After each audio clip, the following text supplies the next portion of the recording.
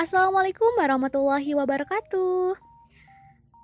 Teman-teman, kami dari Pendidikan Kimia UIN Sunan Gunung Jati Bandung dari kelas 6A, kelompok 1 Biokimia yang beranggotakan yang pertama Ani Dahliana, yang kedua Cica Nurhadianti, yang ketiga Dadan Akhyar, yang keempat Dewi Sinta, dan yang kelima ada Isna Nur Adaha.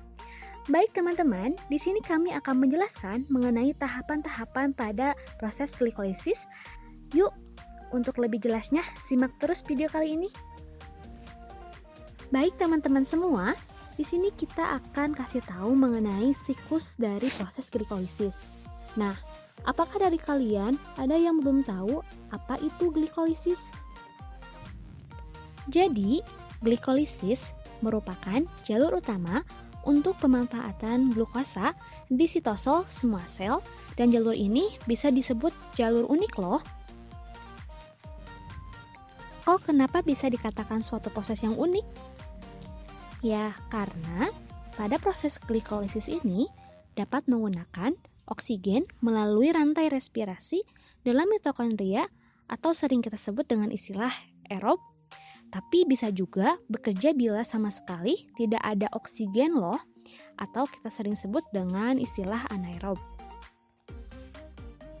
Jadi, glikolisis ini merupakan suatu rangkaian reaksi kimia penguraian glukosa menjadi asam pirufat, NADH, dan ATP, atau sering kita sebut dengan adenosin trifosfat.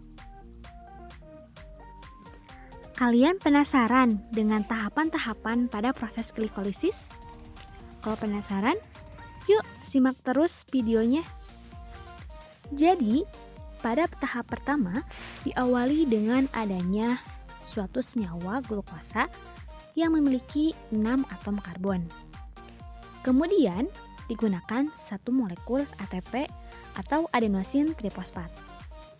Nah, penambahan satu molekul adenosin trifosfat ini menyebabkan penambahan satu gugus fosfat pada atom karbon nomor 6 pada senyawa glukosa, sehingga menjadi glukosa 6-fosfat.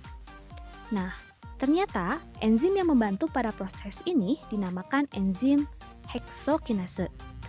Nah, selanjutnya pada tahap kedua, dengan bantuan enzim fosfoheksosa, glukosa 6-fosfat diubah menjadi isomernya, yaitu fruktosa 6-fosfat. Nah, perlu kalian ketahui bahwa pengubahan ini terjadi karena fruktosa 6-fosfat lebih stabil dibandingkan dengan glukosa 6-fosfat. Masih penasaran pada tahap ketiga? Jadi, pada tahap ketiga masuk satu molekul ATP atau adenosin trifosfat, sehingga bertambah lagi satu gugus fosfat, maka berubah menjadi fruktosa 1,6 biofosfat.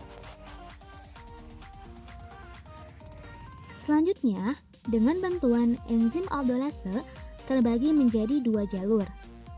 Yang pertama, jalur gliseraldehid 3-fosfat dan dehidroksiton fosfat. Kedua molekul tersebut masih berisomer, tetapi yang lebih stabil dalam tubuh manusia yaitu gliseraldehid 3-fosfat. Jadi, dengan menggunakan enzim triose fosfat, dehidroksiaseton fosfat diubah menjadi isomernya, yaitu gliseraldehid 3-fosfat. Nah, pada tahap ke-6, gliseraldehid 3-fosfat diubah menjadi 1,3 biofosfat serat, menghasilkan 2 NADH. Pastinya dengan bantuan enzim dehidrogenase. Nah, teman-teman, ada yang tahu NADH itu apa? Jadi, NADH itu singkatan dari nikotinamida adenina dinukleotida hidrogen, yaitu suatu koenzim yang mengikat hidrogen, sehingga disebut sumber elektron berenergi tinggi. Yuk lanjut teman-teman. Jadi 1,3 bisfosfoglycerat mengeluarkan molekul ATP atau adenosin trifosfat, sehingga berkurang satu gugus fosfat pada salah satu atom C. Dengan bantuan enzim fosfoglycerat kinase, sehingga berubah menjadi 3-fosfoglycerat. Nah, jadi teman-teman, gugus fosfat pada 3 fosfogliserat dipindahkan pada atom C nomor 2 dengan bantuan enzim fosfogliserat mutase. Nah, jadi teman-teman perlu diketahui dengan melepaskan satu molekul air, 3 fosfogliserat diubah menjadi fosfoniol pirufat dengan menggunakan enzim enolase.